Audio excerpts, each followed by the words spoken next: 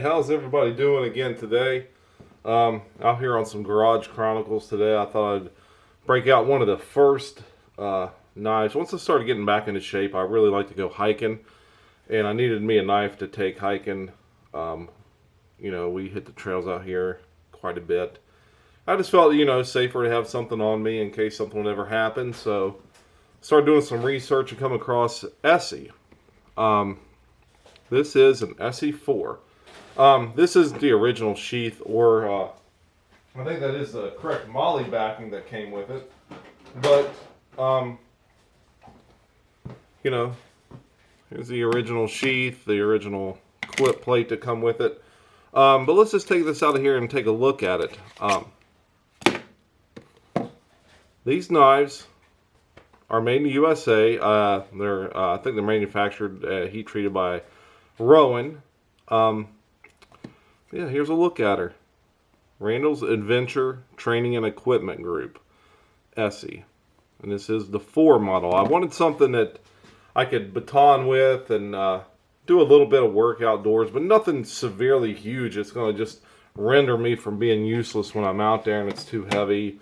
So I thought, this would be the one that I would get. Served me well, served its purpose well for what I used it for that period of time. I since have moved on. We'll go into those reasons why I did move on, but the biggest reason was the 1095 steel. It just, you go out there and you baton with it or make some feather sticks with it, and it just doesn't stay sharp. As soon as you bring it back, you've definitely got to resharpen it. Sometimes if you severely use it, you definitely got to hit it with stones. Another reason, the coating. I'm not a fan of coating on blades. This one, I did take the coating off the spine. That way I could spark a ferro rod, and it does work good for that. But if you look, I have used this knife. I've batoned with it. I've feather sticked with it. I've used it out in the woods. So like I said, it did serve its purpose. For what I was doing, it served its purpose. I believe I got this from the Knife Connection. I think the knife alone, in this iteration with this stuff right here, the nice box, I think it was like $110 maybe, I would say. So not a bad price. This would be a good knife for anyone getting in to bushcraft to see what kind of abilities they have. Also, for a younger lad, if I had a kid that was in Boy Scouts or something, this would be a good brand. That way, he loses it, you're not out $200-300 like you are with a Bark River or say an LT Wright or a Battle Horse knife, one of those brands.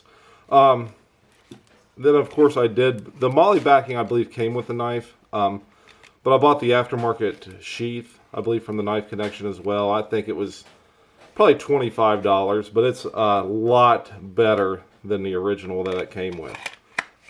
It does got good retention. As we see, you can hang her upside down. I put the lanyard on there. And what I did is I just took this molly backing, I attached it to my backpack. That way I could just take it out and just grab it off my side real quick as I'm hiking or whatever. Made in USA. Here's just a look at it. But since you guys know I've moved on, I'm now a Bark River fan, but let's just look at this knife a little more and just kind of look at the specs on it.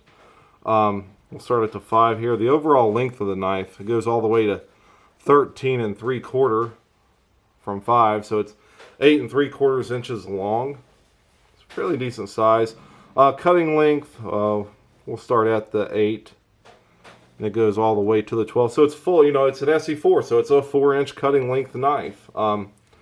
It's got the, I believe that's orange liners in there, some jimping.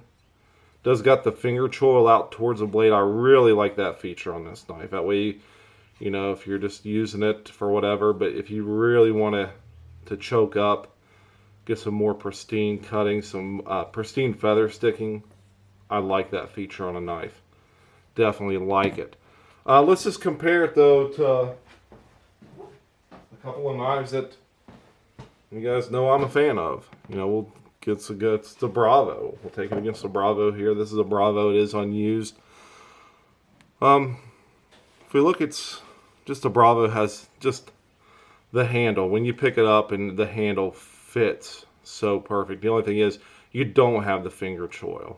You do have a thicker spine. You know, it's not severely thicker, but you know, you could pry a car door open with this, as this is going to bend probably. But you know, it's 1095 versus 3V. But yeah, I do like the finger choil. I wish that was a feature. Maybe they may have a Bravo that has a finger choil. I don't know. There's so many iterations of the Bravo. It's just hard to keep up with. But yeah, after going and using an A2 or a 3V knife, the 1095 just isn't for me. I know a lot of people love it. A lot of people like the Mora Garbergs. They can spark a, what is that, a flint. You know, they can use it to throw sparks and whatever. It's just not for me. I'm carrying a lighter, first of all. Second, I'm carrying matches. Third, I'm carrying a ferro rod. I'm carrying cotton swabs that are drenched in petroleum jelly. I got jute twine. If I can't start a fire with that, there's no way I'm going to smack a rock on a knife. So, but yeah, if we look, you can buy aftermarket scales for these as well. That way it would fill out your hand more like the Bravo. I believe they sell them on the Knife Connection as well.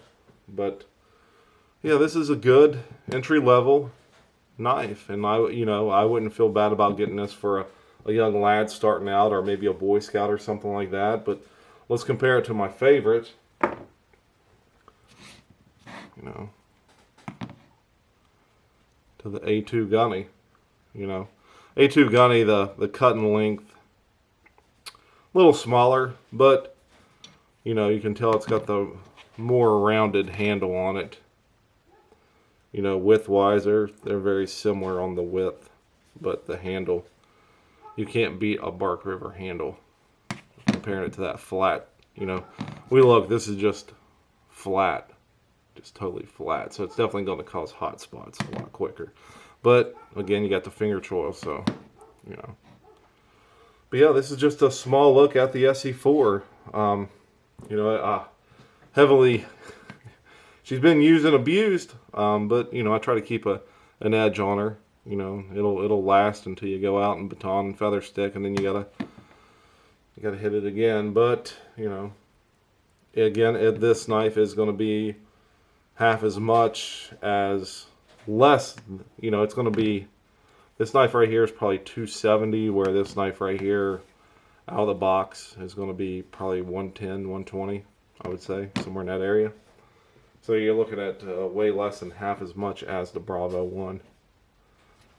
You know, but yeah, that's a look at her. That's a look at the SE4. Again, I'm not a hater, but you know, if you want something that stays sharp more and something you're going to have to tune up as often, go with 3V or A2 even. But if you're into throwing sparks, you know, with the flint, then you know you can use this. But yeah, that's a look at her. Like, subscribe, leave a hate comment. Hell, tell me I suck.